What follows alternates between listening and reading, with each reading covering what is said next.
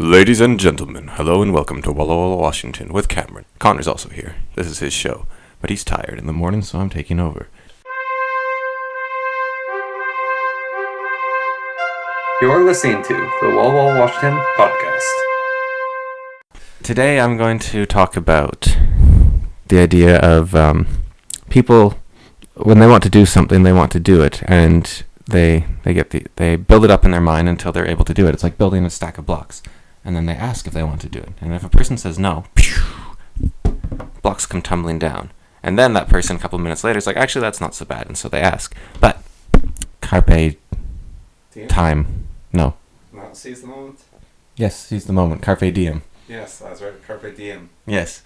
All I could think of was the other one. The Terry Pratchett one. Carpe jugulum. Seize the throat? Yeah. Or what about Ariam aspetestus? No, we're talking about something else. Right. Okay. So, you build something up.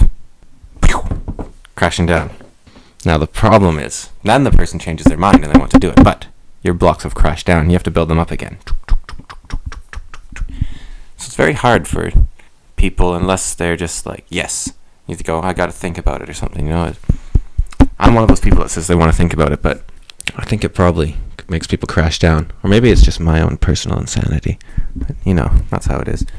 And yes, another thing that annoys me, since I'm writing a list now, is conversation changes. Like this one, sort of. But this is my list of things that annoy me, so it's allowed. But you see, the way a conversation flows is you move naturally from one topic to the other. So you talk about fishing, and then you say, oh yeah, that was a good fishing trip in Haines. Oh, one time in Haines I was at the farmer's market. Oh, they have the best food there. Oh yeah, it's great. But anyways, I was in Haines this one time, and there was this person there, and I gave them some money, and they didn't give me change. They just gave me $1 back. Oh yeah, that happened to me once. I was on a trip to going to Big Salmon, and they also forgot to give me $1 back. And then, you know, but what you got to do is you got to listen to the conversation, not wait to jump in with your piece. That's what I need to learn. But I'm noticing it more. But if you watch conversations and just wanting to talk, but only having your story that isn't related, because what happens is you jump in, you tell your story. People might like it, might not. That's fine. The problem with it is not that you interrupted so much. Everyone likes you to contribute. The problem is your conversation goes pew, because the natural rhythm has been completely thrown off. But the way to salvage this is to not let the other people talk, because then you can keep a steady line of thought. And there we have the podcast, the Walla Walla podcast with Cameron. Yes, it's better this way. I'm saving this podcast. You owe me. You're listening to the Walla Walla, Washington podcast. So yeah, I need a new computer. See? Dies. Pew. I just interrupted myself there. I want to hear more about this new computer now that you need. I was into the conversation and it dies. Yeah, well, that's because it changed, and then, you know, now past me is like, well, that was a good story, but it wasn't really with the flow, and so, if everyone's throwing stories, they're not actually listening, because you have to do a progression. That's when you're really listening, because then you get the theme of the conversation. I can be talking about Lord of the Rings, and then you can say, this one time, there was this beautiful pearl necklace I wanted. It's just beautiful. It had pearls. It was a necklace. It had everything. Pearl necklace. It's an illusion, not hyperbole. Hypothetical? No, it's an illusion. Okay. To that time you wanted that beautiful pearl necklace, right? So you wanted it. And allegory. Not a hypothetical or an illusion. It's an allegory. You didn't want the pearl necklace. You hate pearl necklaces. They kill clams. Free the clams. Anyways, you're talking about Lord of the Rings, and then all of a sudden you're talking about this pearl necklace, and you're like, well, that's not a flow conversation. But it is. You know why? Because the theme of Lord of the Rings, it shows you're listening. Because Lord of the Rings is about greed and avarice. The dragon Smaug, which isn't actually Lord of the Rings, so that's sort of a bit off, but, yeah, you know, Smaug, dragons. Anyways.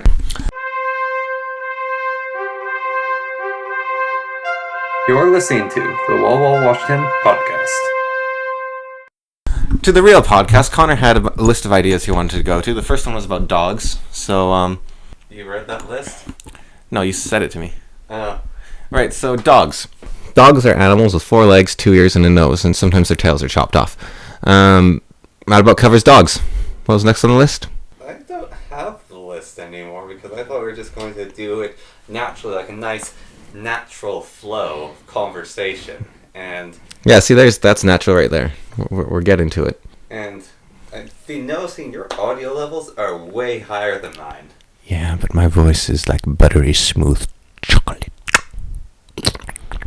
No, it sounds like when you've got like cream or butter in between your fingers and you're just like rubbing it. It's just that like slap gross sound. They're like, ugh, I have to get this butter out of my fingers, and you're like, oh, how do I do it? And you're like, hey dog, do you want to lick some butter off my fingers? Dog's like, no, that sounds disgusting. So, God, what do I do? It's have to go over to your sink and wash it off, but it just doesn't come off your hands because it's butter and it's oily. That's what your voice sounds like when you're doing that. And that's where the expression butterfingers comes from. No, it isn't. Mm-hmm. The expression butterfingers comes from your fingers are covered in butter, like the situation before, but you can't hold onto anything because they're slippery. You're listening to the Wall Washington podcast. So yeah, my computer. Are you pretending to have your brain work like mine, or you've just gone insane? Yeah, let's go with that. To be fair, you're being louder, so it probably evens out. Possibly. I mean, if you look at the audio levels, whenever you speak, it's like spike, spike, spike, spike, spike. It was louder to my ears. This thing's stupid. Stupid mic. Yeah, see? Boom! Look at that spike, and then I get these little blobs. Yeah, I wonder if you can even hear them. Anyways, yeah, I dropped my computer and want a new one. I was going to go with liquid cooling, but then because the air is frozen, I thought that would be bad. And also you have to top them up. So then I was like, I'll get the air cooling. But now the website's changed and I can't get liquid cooling anymore. And don't laugh at me for that. Like, it's like, you just build your own computer. You'll save hundreds of bucks. But I hate building things. I've gotten glue in my eye before. Like, I hate it. And here we have it, ladies and germs. The man who can't build anything. Yeah, well, I've built a lot of... My dad is huge in models, and I've built a lot of models. Yes, you don't know him, but he's huge in models. He does modeling? No. He's given me wooden skeletons, wooden helicopters, wooden planes, wooden catapults. I've built all these things and painted them, and they all look terrible, and I always hated it. But I did it because it was a present, and I mean, that's what you do. When I get model presents, I don't build them. Yeah, well... I give them away to other people. Yeah, well, I just burned mine, I think. That's lethargic? I gave some to a free store as well. But no, I build them, though, and I hate it. Hate every moment. It's pain. I'm not a crafty person at all. It's just a lot of work. Jonas, he's a crafty person. Yes, Jonas.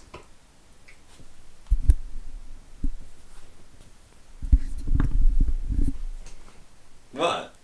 That was your old man story voice. Go on. Oh. No, it wasn't. I just said, yes, Jonas. Ah, yes, Jonas. The boy who's always on time but not. He just wants to schedule everything. And he's very crafty, fine person, can build a lot of cool things. He's a great guy. Shout out to Jonas. You're awesome. Wanna know who else is awesome? Cameron. Well, he's pretty cool too. I mean, he's doing this podcast with me and he's filling most of the empty air because I just can't think of anything to say. It's like, beforehand, it's like, oh, I have so many ideas what could be on this. It's like farting. Fills air too.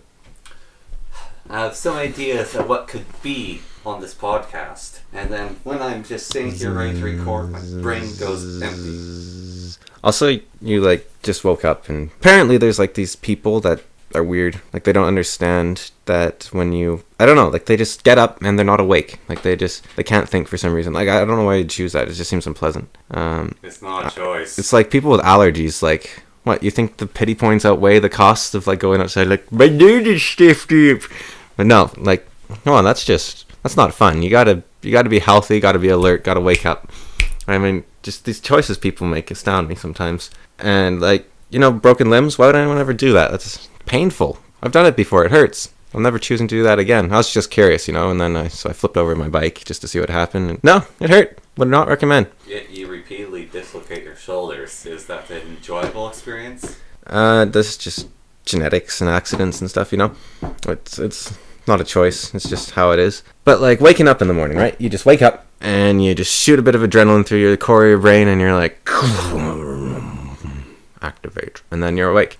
So you have a box full of adrenaline by your bed that you just shove a needle through your optical nerve and inject into your head? No, in my body. How do you have enough adrenaline to go around? I mean, I have tons of adrenaline. I run on adrenaline. So, what happens when you don't have adrenaline? I feel really nauseous, but it doesn't normally happen unless I stop too long. So you're always running on adrenaline? Because that can't be healthy, and I don't think that's normal, and I don't think natural. It's called anxiety. It's great for getting you up in the morning. No, I don't think it's related to me waking up in the morning. But no, I think, like, I've had mornings where I'm, like, awake and I'm like, oh, I can't think well and stuff. But that's because I didn't sleep properly or I got up really early. That's out of my schedule.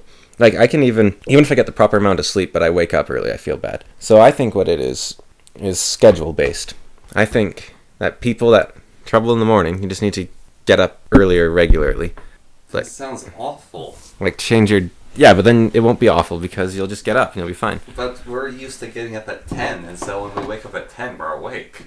Yeah, but you never do get up at 10. You're always up earlier than that, and you're just, like, tired all the time. I don't know how that's possible. Because I'm used to getting up at 10, because I get up at 10, like, 1 or 2 days out of the week. Yeah, so maybe it's not schedule-based. Maybe it's some sort of genetic-y thing, and you need to...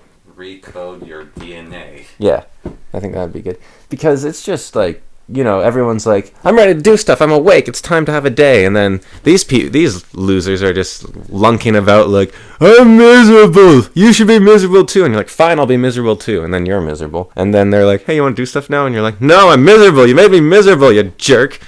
Ow. And then, like, you know, it's just horrible. I think that solves the problem of you fiddling with that eraser anyways. I want it back. No. I think what you're talking about is morning people and not morning people. And you know what? Jerks. Most of the population is not a morning person, and they hate morning people. Yeah? Well, let's look it up. Let's look at percentages here. Okay, we can look what at percentage of people are in mourning?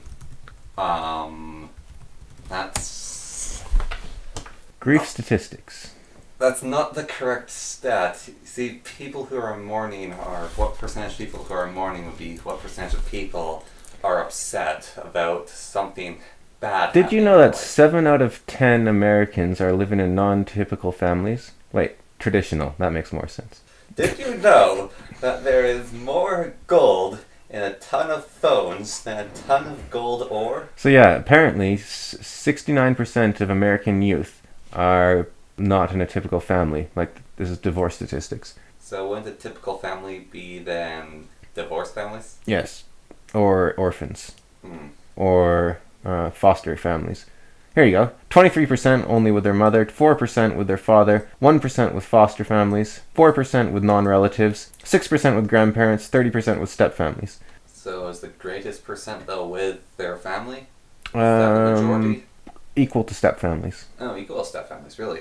Yeah. And is a step-family like one of their first, like their original parent and some bloke who came along got married later? Or is it like completely not related, just getting taken care of by some weird marital, like married, divorced, married again, and so he's not even related to the people that are taking care of him, both his step-parents? A step-family is one natural parent and one step-parent. Oh, okay. So like ours. Okay. Did you know that every... Oh, no, let's not read that one. This isn't mourning stuff at all. How many people are mourning persons, maybe the statistic you want to look up? Like I explained earlier. By age 60, most people are morning people. Only 7% of young adults are morning larks. But it switches. Only about 7% of older people are night owls. So there, it's about even. It's just based on age. So you non-morning people, you're just immature. I'll take that. I want to stay immature. It's how you stay young. No, it's not admirable at all. Immature people bring everyone else down. They're a weight on society, yeah. Because everyone has to take care of them. It's horrible. Like, you see those people like, oh, I'm 40 and I'm still a kid. Well, you're just ruining society. You should take care of your children. Maybe you should, like, contribute a bit instead of being a child. You know, maybe instead of just goofing off, you should teach people how to live. Because you know what children do? They cry about stupid things, like dropping their ice cream. That's not a stupid thing. I would cry about that. Yeah, that's why you're a night person, not a morning person. Oh, I suppose that's why I eat pizza with a knife and fork? Yeah, because you got weak wrists. All right, so... morning people are happier, though. Are they? Yeah. Well, I do have to agree. Whenever I wake up and I don't feel tired in the morning, I'm really happy, and that whole day is just great. It's amazing. Wow, zoom, ziff, fifth. You know that sort of feeling? One easy happiness booster is to hack your sleep schedule to turn yourself into credit. This is livescience.com/208880-people-happier.html. Just crediting them. They say that you can hack your sleep schedule to turn yourself into a morning person. One way to do it is increase your natural light exposure earlier in the morning, and to wake up earlier and go to bed earlier. Increase your light exposure in the morning. Yeah. So if I get floodlights in my room, so when I wake up and just hit a switch and boom. Well, actually, what you could do is not look at computer screens before going to bed, and look at them the moment you wake up, because then it douses you in light when you wake up. Well, actually, yeah. When I finally wake up and I'm really tired and I want to go back to sleep, no, I have to wake up. I'll just grab my phone, turn on, and just plaster the screen across my eyes. Although it does say natural light exposure. Yeah. So maybe I'm totally wrong here. Well, we don't have much natural light exposure here. But what is this Live Science place's credentials, anyways? Well, is the site have any sources? Because you always want to check your sources. It Or is it just some person writing an opinions piece? is Jaw-dropping. a biologist-like person. Oh, but it's just their opinion? They're like, I've studied science for 16 years, and I'm pretty sure that this fact is correct and better than your facts. Yeah. It's kind of like, when... Is that them on the bottom of your screen? No. No. So it's kind of like, when, there's this, wood carver who's, studied wood carving, and, that's just his opinion when he tells you how to carve. But he's right. So this microbiologist knows about sleep. Because they have studied how to sleep? Yeah, they're an expert. That's why they wrote an article. They wouldn't have read an article unless they're an expert. How do you become an expert at sleep? Sleep a lot. 10,000 hours. Is that the average amount of sleep in a lifespan? Nope. No? Is that more? There's 8,000 hours in a year. 8,000? You sleep a third of a year. In 3 years, you'll sleep 8,000 hours. Add another... So have that twice. That's a quarter more. And that's another 2,000. So what's a quarter of 3 years? That's 9 months. So 3 years and 9 months, which is our age difference, is 10,000 hours of sleep. Jeez. So by the time you were born, I was already an expert in sleep. Huh. And you've been better than me ever since? Yeah, well, I was an expert basically the moment you were born. Oh, that's lovely. Mm-hmm. Just giving away all the information about us so people can extrapolate who we are. Oh, it's really easy. Is it? Mm. Okay, that's kind of creepy.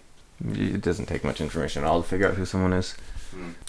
Well, be careful with your information you put out there then, because apparently it's really easy to find out who you are. Yeah, you can send in, or in the comments or whatever. Is this a YouTube thing? Is that the plan?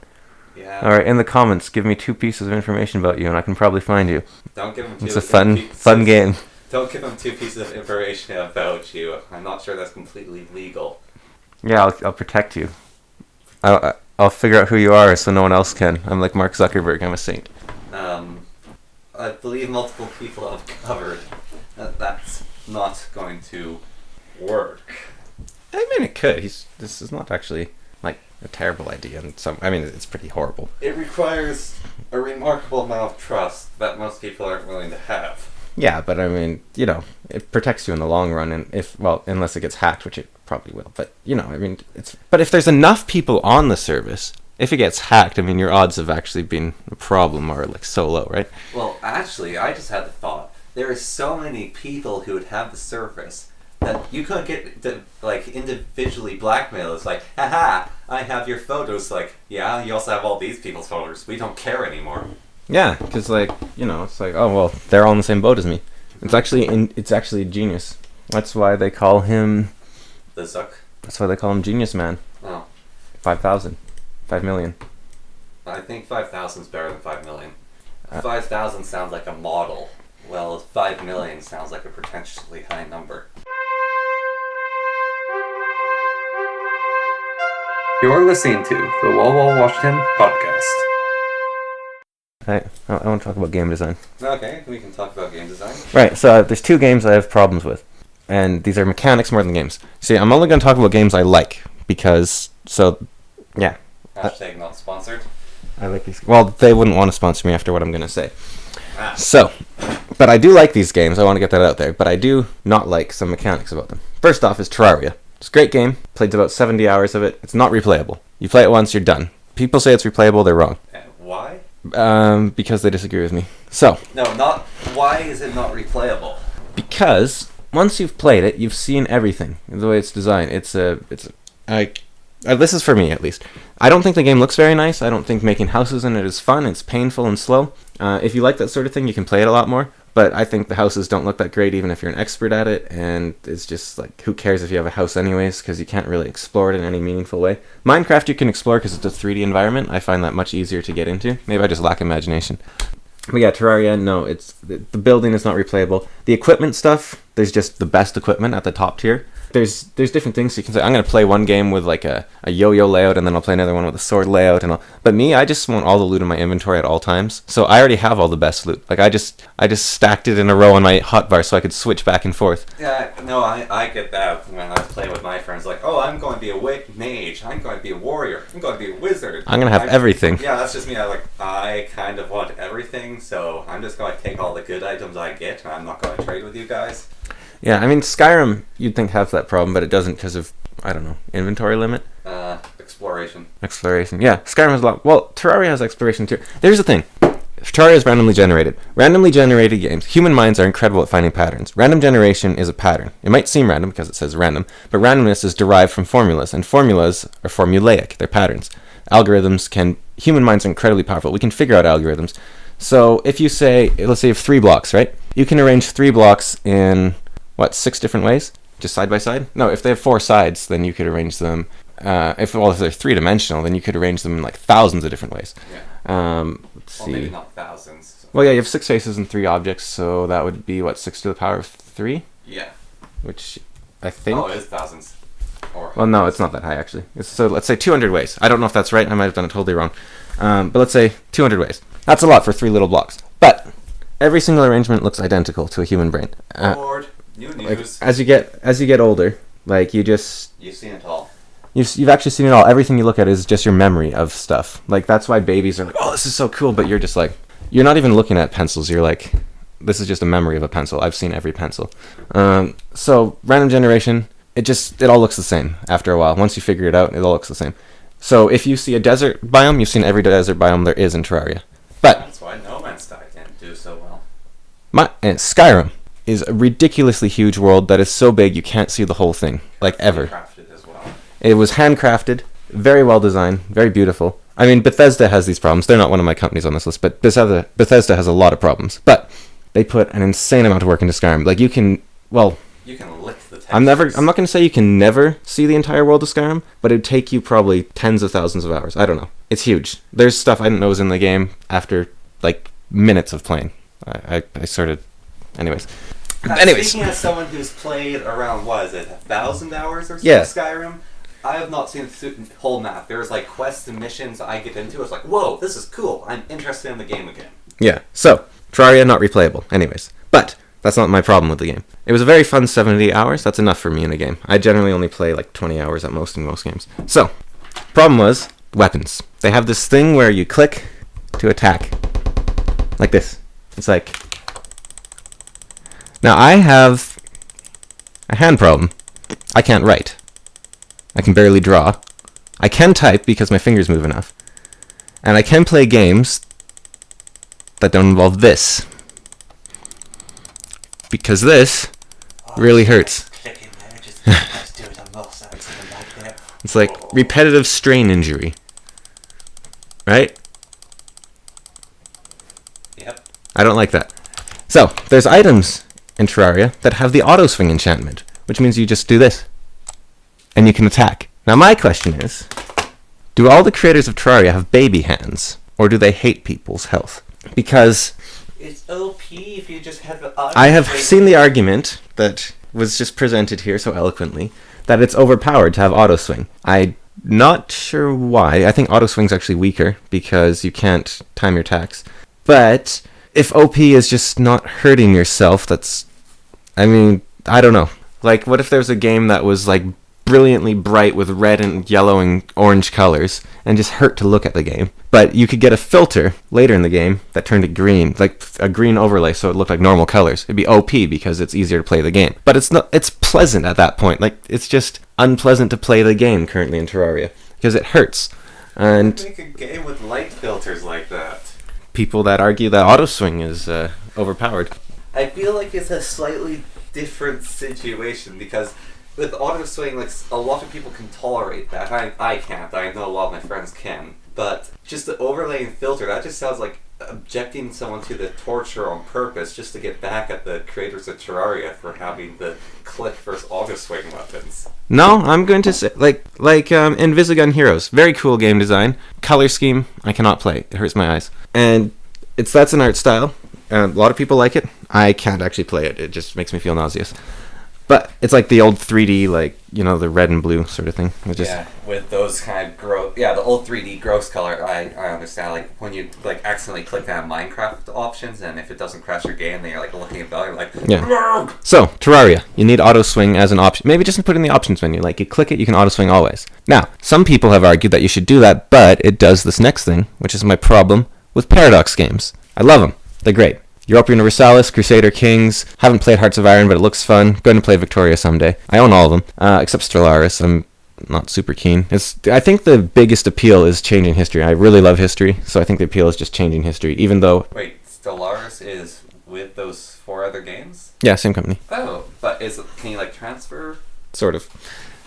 Okay. Not really. I mean, not at all, actually. But you can... Because, like, those 4 are related. So if there's, like, a space one that's related, you can go, like, ooh, I've changed my history up, and now I can go into space with this history. You can do a custom thing where you say, like, okay, I was communist in Hearts of Iron and I won, so I'm going to make my, like, planet communist themed or something. Okay. But that's the limit? That's basically it, yeah. That's the upper limit.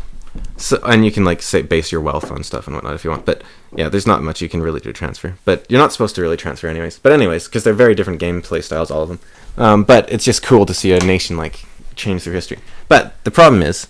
My Canadians shall rule the world!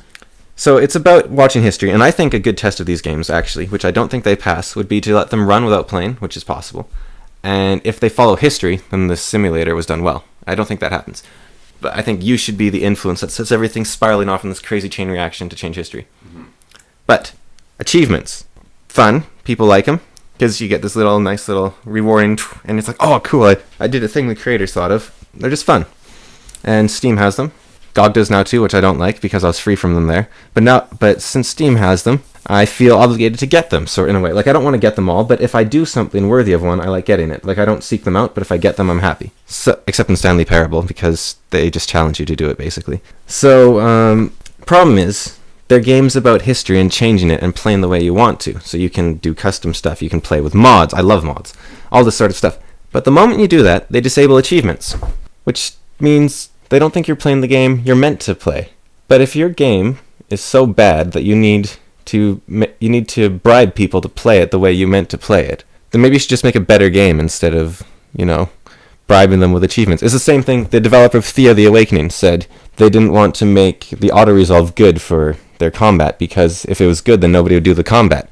I think they should have more confidence in their combat. The combat's fun, but if you have a level 5 party against a level 1 monster, you don't want to do the normal fight. But if you don't do the normal fight, your best hero will die because auto-combat in that game's insane. But why don't you just make your auto-combat funner if you're not confident enough in it, instead of forcing people to play the regular game? Like, auto-combat should not be a punishment. That's what the developer stated. He was like, if auto-combat was good and easy and whatnot, then it wouldn't be as rewarding and risky to, you'd have to...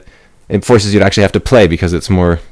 So there's risk. And the problem with that, he doesn't have any faith in the game, and that means he's also not going to develop the combat to be better. And it means that he's designed it to punish you rather than reward you, which is an insane way to design a game. I thought you had a different problem with Paradox than that, though. Just, I sort of do agree with you, the disabling achievements has always irritated me. Divinity Original Sin 2 does it as well if you get mods. And, the walking, it's annoying. You double your speed, you can't get achievements. What's up with that? I think... What's up with that? I think probably the reason for it is with mods, they feel like the achievements will be easier to get if you mod the game, so that's why they want to disable it. And who cares how you have fun? Well, it's... Game developers. Your game was designed for people to have fun. Don't punish them for having fun. They want to have fun. If they have fun, then you've succeeded. The word is in achievement, because achievement is something you get so you can show to other people, look what I've done. Oh, he did that. they've achieved something. But if they achieve it with mods, it's like you're in a race, like a bicycle race, and someone gets the world record on a motorcycle. Yeah, so I finished a book and I'm looking for a publisher. And when people read my book, I'm going to hand out a little sticker to them that says they read my book. You see? But if they skipped a chapter because it was boring, I'm not going to give them that sticker. Because it's their fault they didn't read my boring chapter. I don't have to edit that chapter. They should read my boring chapter. And that way they can tell people, hey, that chapter was boring, but I read it, so I'm superior to you. They are. Because they wasted their life on a useless bit of information. Yeah. It's not a waste of their life because so people with achievements are losers. That's what this becomes. Because they're the people that weren't smart enough or just like didn't have enough self-respect to ignore the boring parts of something and get on with their lives, right? It's not necessarily an intelligence thing, it's self-respect. There's very intelligent people that are absolute idiots. But this is, it's just if you like. You just can't generally call achievement hunters idiots. No, achievement hunters are fine. That's their fun. They're having fun. But people that are like, okay, this mod would make the game like 10% better, but I won't get it because I want these achievements. They're just hurting themselves because the developer wants them to. It's just not nice. They shouldn't do that. I can see where you're coming from there.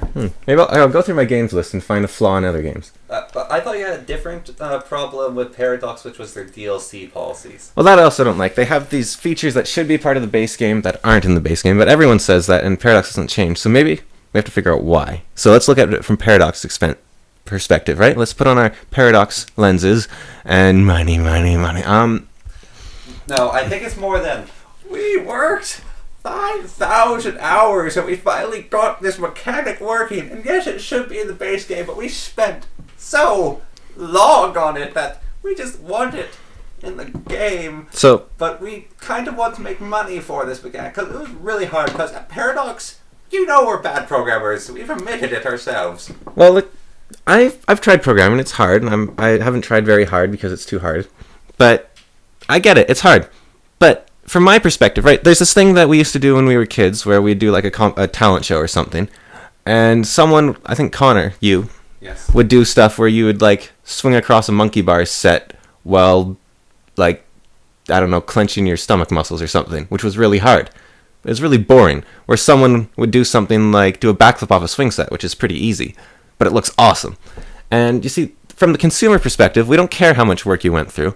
We just want a good product. That was hard. Yeah, but I don't care. I want a good product. So I think, like, a game developer, let's say that, like, what's the game? Nidhogg. That game took the guy, like, 5 years to make. And it's incredibly basic. But he knew that. He didn't sell it for much. It's a good game. It's very good, but he didn't sell it for much. And because he knew, even though it took him an insane amount of time to build, he's not that much on offer. Like, it is perfect. The mechanics are perfect. It's an excellent game. There's no flaws in it. But it's not a very big game. Although, if there was a flaw in Nidhogg, the color scheme can make you puke. But beyond that, it's great. The second game is even worse color scheme-wise. The first game actually looks nice after you look at the second game, I think. I like the first game's color scheme, like just the sprays of rainbow. Yeah, it's cool, but it can make you puke. But it's a good game. Yeah, it's a very good game. Good game. It's like mechanically flawless, I think. Yes. So yeah, props to you. Props to does it have a publisher on the page? Probably. Props to Nidhogg Maker. You did good with your game. Here, let's look them up. This is Messhoff. Messhoff. Props to you, Messhoff. Yeah, you made an excellent game. Took you ages, but you did good. Yes. And yeah, I mean, making games is hard. But you knew. See, if there was like Paradox would have been like, this game took me 4 years, so it should be worth about $200 per thing. No, the consumer wants a thing. They want a product. They don't care how hard it was for you. They don't care if you had to learn how to program and like had to feed your babies through high school while you're doing it or something. Like, I don't know if you're in high school or your babies, but that's what Patreon's for. Both of those are weird. But no, that's not for game developers. I mean, it could be. They could try that. Do any try that? They might. I think a few do. Like indie developers, like Patreon. You can also buy my games, but you could support me a bit while I'm making them. Like, give me $1. And I'll give you a game. I'll come up with this game eventually you can buy, but right now I just don't want to starve.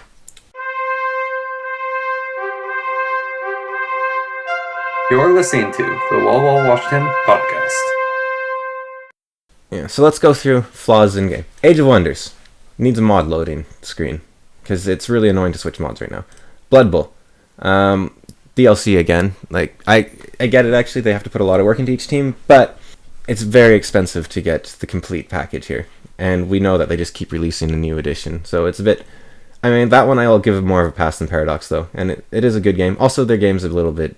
It's a bit Bethesda. Like it's not by Bethesda, but you know. It's got a lot of little flaws in it. Darkest Dungeon, it's basically perfect. Desktop Dungeons, good. Enter the Gungeon, I don't know, haven't played enough.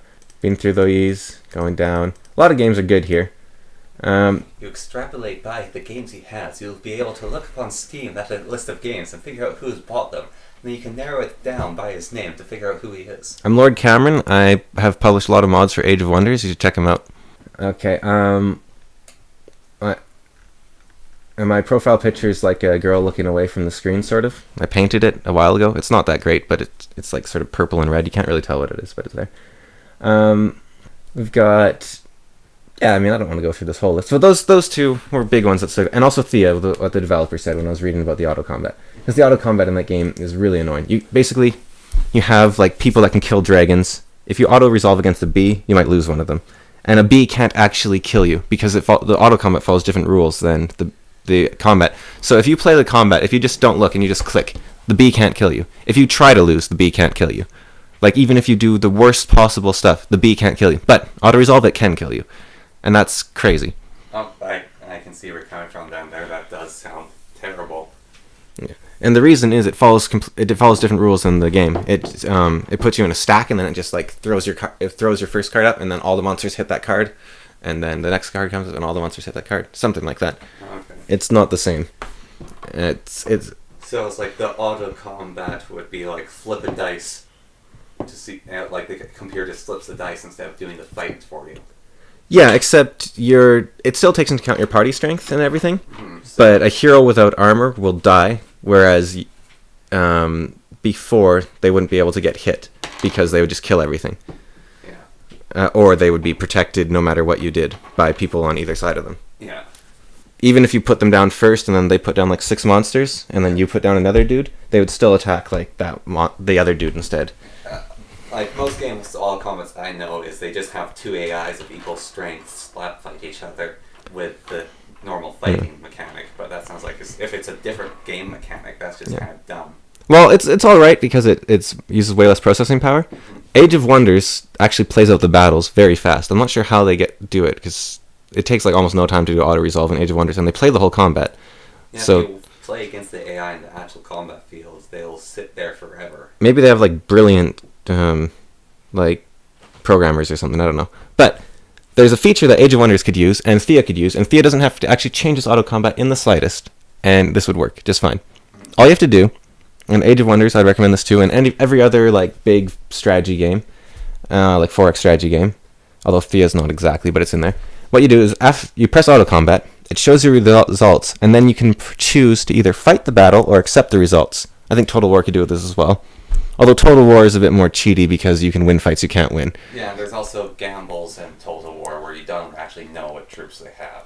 Yeah, so maybe you can't do it in Total War because there's hidden information. But in like Age of Wonders and stuff, there's no hidden information whatsoever. In Thea, there's no hidden information. Well, Thea's a bit hidden, but not really. Just say... But you don't have to show what happened. You just say, you lost this many dudes. Yeah. Like, don't even say, like, you killed, like, 3 bees in this. Just say, you lost 2 dudes. Do you think you could do better? And you're like, I can't die to a bee. Yeah, I'll fight that battle. You lost Boromir and Faramir. But you do the auto-resolve, you take 1 damage on your top hero, and you're like, whatever. And you just keep going. And you accept it. Because it's like, well, that battle will take me 10 minutes. Even though it's, like, really, really easy. Well, they're not that long, but it's like, you know, you can save time. But so that's the thing. You have an auto-resolve and then a play again option. Yeah. I actually could see that as being a working mechanic. Like, it's like, oh, I'm playing, and then, like, your superhero with the sword that can beat the bad guy gets killed. Now I have to go get a new sword, and he was killed by a beaver. Yeah. And it's like, oh, wait, why did the auto combat do that? And then, like, if the game, like, even gives you a playback of the auto combat, and it shows all your guys are just sitting there, while your guy runs forwards, and then he's like just doing backflips pointlessly, and the beaver walks up and just starts gnawing on him and kills him. And you're like, okay, well, for one, this is terrible AI for auto combat, and this game's rubbish. But two, why? Please let me reload this so I can do it myself. Yeah. Yeah, you could just sit down and let Skyrim play itself with that sort of thing. And if you don't like the results, you can load it. Yep, you beat what's Alduin, and it only took you 35 reloads. Do you want to keep this? How many side quests did I complete? What's my percentage complete? Oh well, he only got 30% completion and about 5 achievements. Ugh. 30% completion and 5 achievements. I think I might want to handle this one myself. I think we're onto something here. You could just play all your games for you, and then you'd have a lot of free time.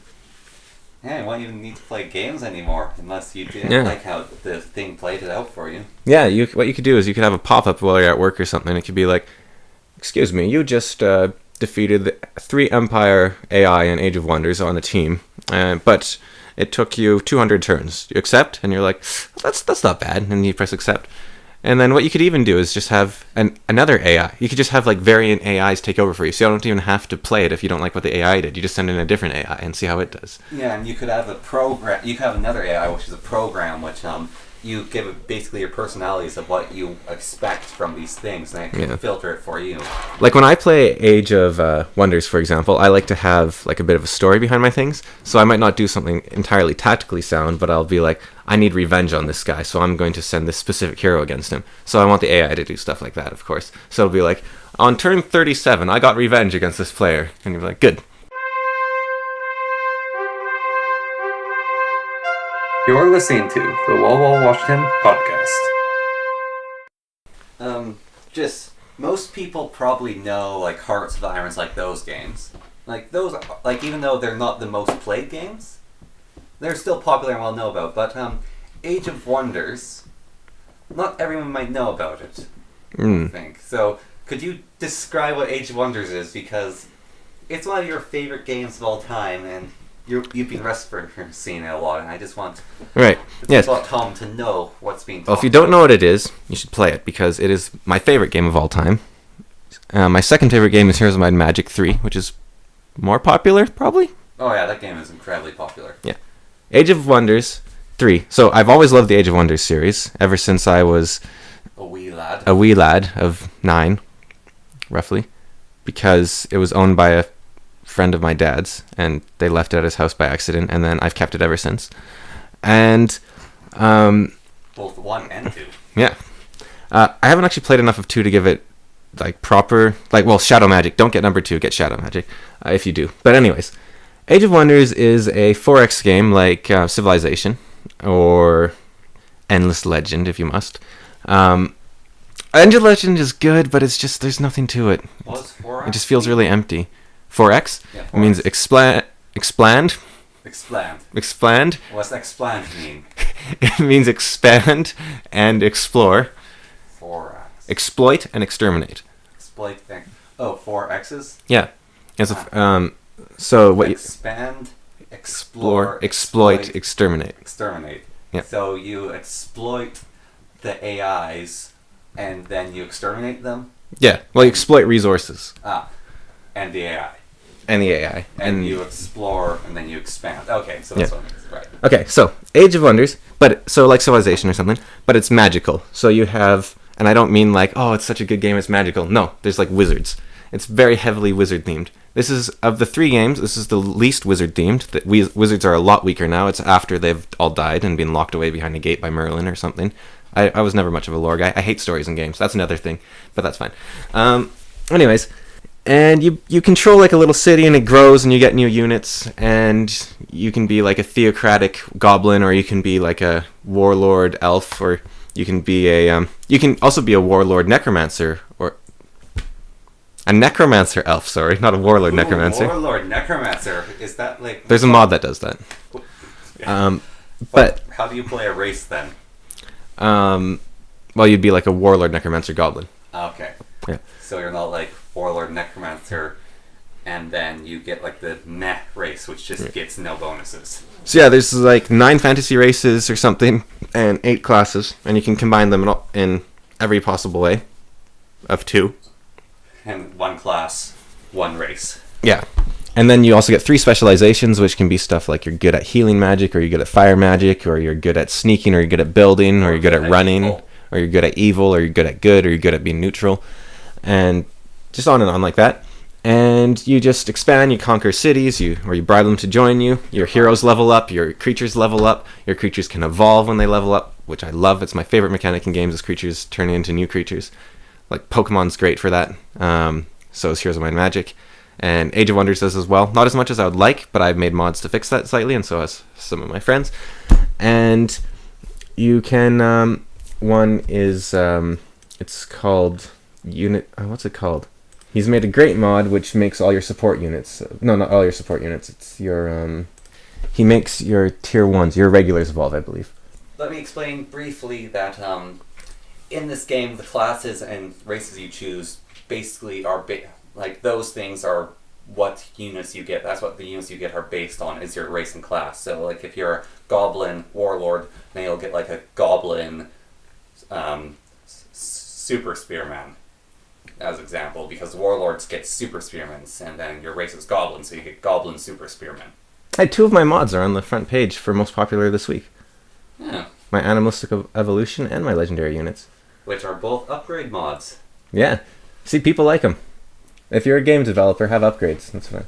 Yeah, no, upgrades are awesome. Everyone likes upgrades. Like, that's the whole thing behind, I think that really powers, what are those called? The RPGs, the, like, multiplayer RPGs. Like, you level up, you get your new ability, and it has a new special effect, and you also get... new equipment. Yeah, new equipment, and it's just like, you pimp yourself out with new equipment, and it's like, ooh, now I've got this press place with this giant golden gem in it, and it looks really cool. I can shoot laser beams out of that gem too. And like, everyone's like, oh, look at him, he's so cool. We are not worthy of you. Well, forget, like, even switching out stuff. Like, in Age of Wonders, you could be like, well, I can replace my Shock Trooper for a dragon. But wouldn't it be even cooler if my Shock Trooper turned into a legendary Shock Trooper? Or something, like, just or like your a... Shock Trooper turned into a dragon. Yeah, that's the cool stuff. Because you have raised this guy from a baby little orc. And he is now an orc of legend who can, like, shock anyone with his shocking running up walls and hitting people ways. Shock troopers can run up walls and are a shock troop that the orcs get. Yeah, I think it's implied. Yes. So, yeah, there's a lot of magic. This game has the least amount of terrain affecting spells. The first game blew my mind because I'd played a lot of Heroes of Might and Magic, and I was like, okay, a map, when you play it, that's the map. But then Age of Wonders comes along, the first game. You cast Flood.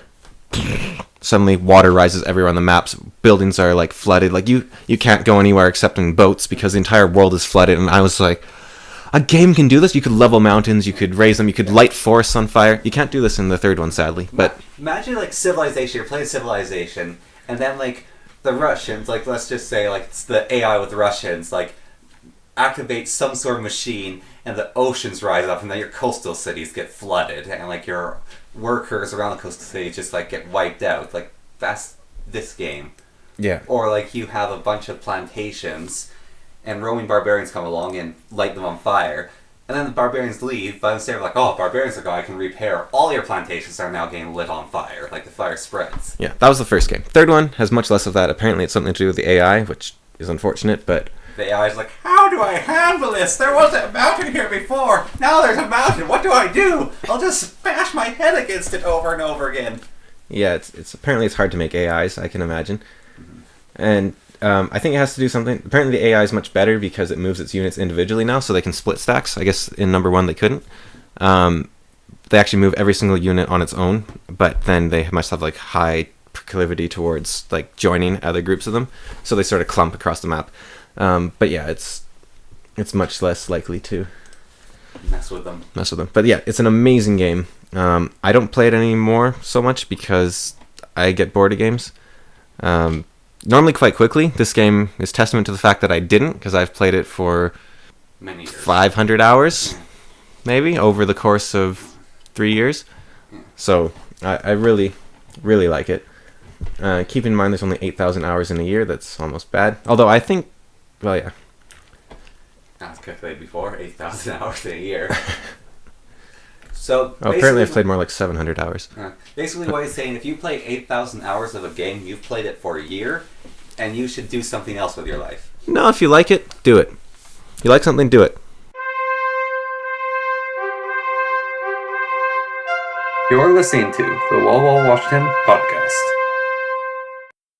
Me, for example, I like... What do you like? I like... Everyone wants to know, what do you like? There's only one other person in this room, and the dog's not even here. I like to ride Your bicycle? my bicycle. And we are stumbling close towards, what is it, coffee right there. Not even close. Not even close? No, it's well, I mean, if we sung it, then yeah, but I mean, it was a reference. I don't know. I'm not a copyright lawyer. You're not Kelvin's dad? Mm-mm. Or is he a patent lawyer? He's a patent lawyer. Ah. Right. You like video games? Sort of. I mean, I don't know. Like, you like modding? I like modding. I don't like making mods. I like trying to make a game work after I shove a bunch of mods into it. I like breaking games. He likes pumping basically the equivalent of he likes pumping a person full of steroids and various other drugs and seeing if they can still function afterwards. Yeah. And also I like modding. Wait, no, I was using that as a comparison. Oh, yeah, no. Don't know about the steroid pumping person. Never done that. This sort of person, like, you take a simple game like Duck Game, which is, I think is a popular game. Like, it's a fun party game, like you've probably seen some people play it, or you play it yourself at some point. And he goes, what can I do to this game? And then he goes on to the, like, Steam workshop and goes, I like you, I like you, I like you, I like you, I like you, I like you, I like you. Does that about 200 times. Then he plays it for a bit and then he goes, I don't like you, don't like you, don't like you, just gets rid of them. And keeps the ones he likes, and then someone else comes along. It's like, okay, it's like, yeah, I used to have a lot of mods. I really cut them down. I think the game's like pretty good now. Like I've modded. Someone else plays it. It's like, what in the world is it? This isn't the base game. What have you done, you monster? These mods are terrible. Exactly. Yeah, I think my 3 most played games of all time are Age of Wonders, Minecraft, and Here's Might and Magic 3. And each one of those he's heavily modded. Minecraft, I think I've actually spent more time trying to make it work than playing it. Yeah. And that's like my favorite part. It's funny, I was thinking, like, when I listen to podcasts, I hate when people talk about video games. Like, it just is really boring to me. Yeah. It turns me off. But it's so easy to talk about them. I guess, but I don't know what. But I think what you got to do, right? Mm-hmm. My talking about Age of Wonders boring, yeah. But well, I don't know, maybe. I think if you talk about mechanics, though, people, they learn something. People like learning things. Like, they like learning stuff about people. They're very curious people. They're very nosy. Well, stay out of it. No, you can learn a little. I like. Did you know? I like water. Outside of a shadow is called a penumbra. Yeah. Fact for the day. Yeah. Fact of the day. And did you know that it is cold outside? Whoa. Winter? No. Only one fact a day. Oh, one fact a day? Yeah. You don't want to overwhelm people. You can only remember so much. Okay. You can only hold 7 things in your mind at once. They have to remember that Terraria needs to change. Your Burner Universalis needs to change, and Thea the Awakening needs to change. Age of Wonders needs a mod thing.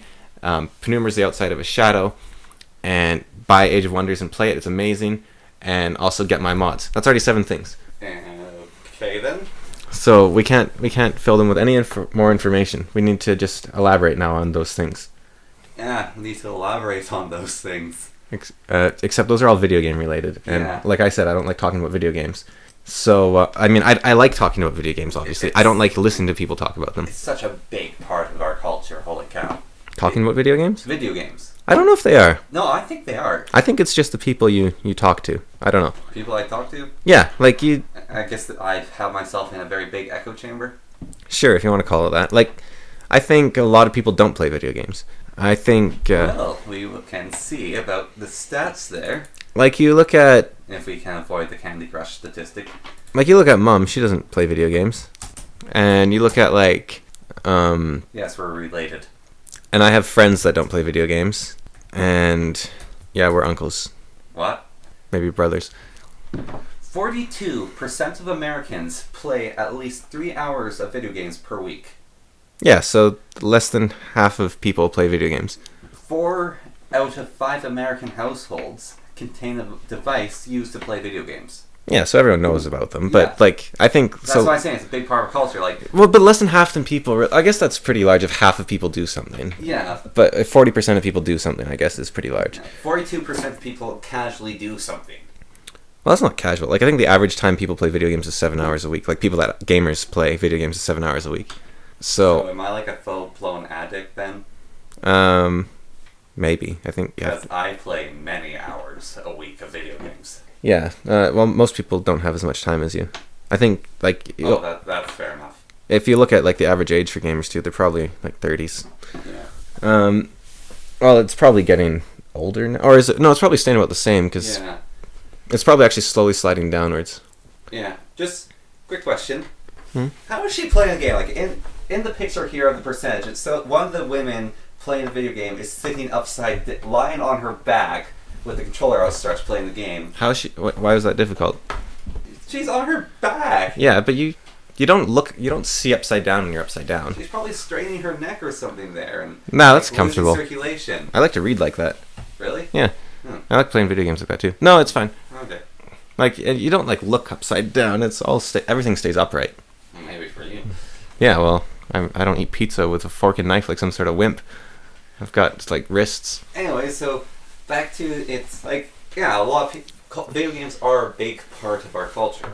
Like, I'm pretty sure I can say that now with that statistic. Like, you will know someone who plays video games. Yeah, but I mean, it doesn't mean you talk about it all the time. Like, there's much more important things you can talk about, like which celebrity wore what, and like, Is it black and white or blue and yellow? or if like the celebrities dyed their hair, or like, Or did a politician do something you dislike?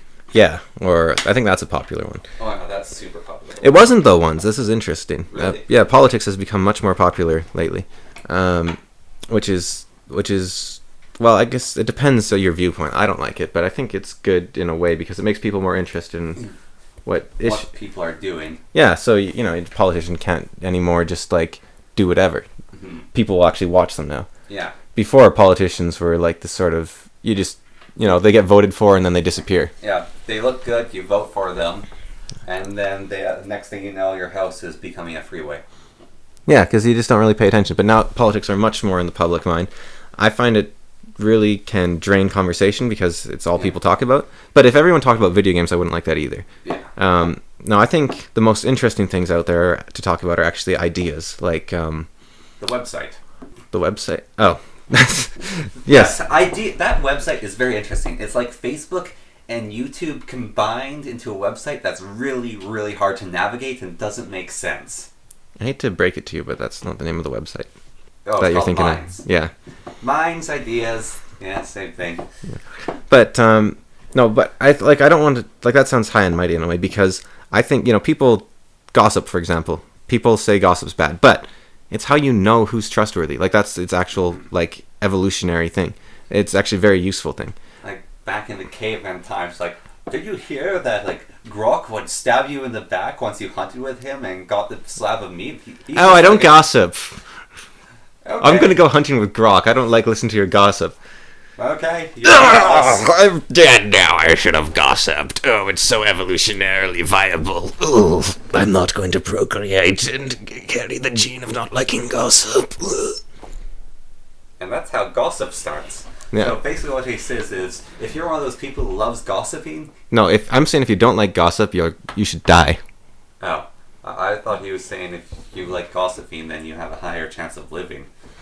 Well, that's another way to look at it, but that's the wimpy way to look at it. You should never tell people to die. I didn't tell them to die. I said they should die.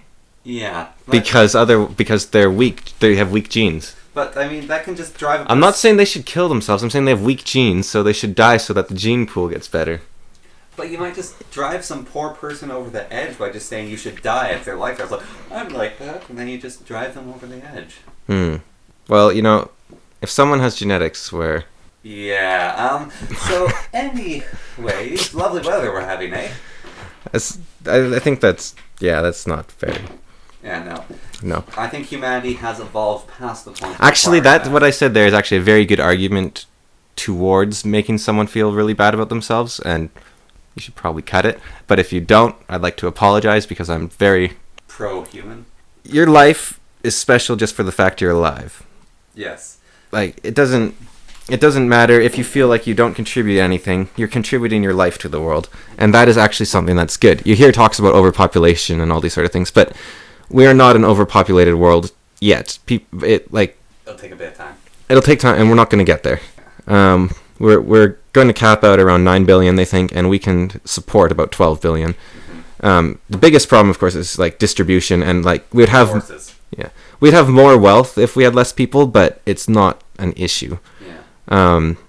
So, and like every life is, I think, important because it's just, well, I mean, I don't know if you want to. Well, no, every life is important, and I think that should just really just that message there. That yeah, but why? Why? Yeah. Why is it important? Yeah. Your life is important because you are living it. I got it. All right.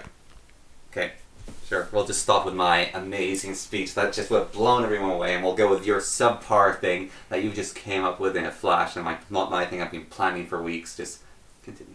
Well, actually, I wrote my final in philosophy on this, so I didn't just come up with it in a flash. I researched it a lot. Oh, okay, yeah. I was just making what I was going to say up on this. Okay, so you got a plate. That plate is life. That plate has broccoli on it. Broccoli sucks. Spinach sucks. Ew, I don't like spinach. Right? You got spinach and broccoli on your plate. You've got like tempura on your plate. Blech. It's like deep fried stuff. It's gross. You got tempura broccoli on your plate. You got tempura broccoli covered in like olive oil. It's gross. That is a disgusting amount of food on your plate, right? It's like, ew.